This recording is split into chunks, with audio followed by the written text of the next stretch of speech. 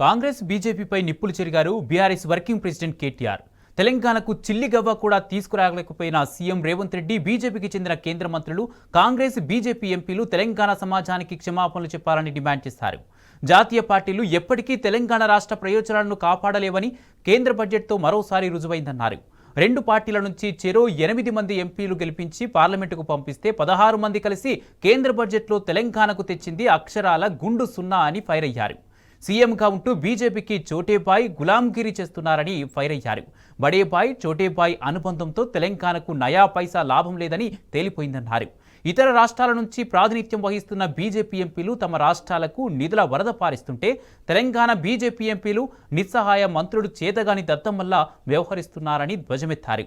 తెలంగాణకు నిధులు తేలేని బీజేపీ, కాంగ్రెస్ ఎంపీలు తెలంగాణ ప్రయోజనాలకు క్షమాపణ చెప్పాలన్నారు. తెలంగాణ పార్టీ అయిన బీఆర్ఎస్కి ప్రాతినిధ్యం లేకుంటే జరిగే నష్టమేమిటో ప్రజలు గమనిస్తున్నారని స్పష్టం చేశారు కేటీఆర్.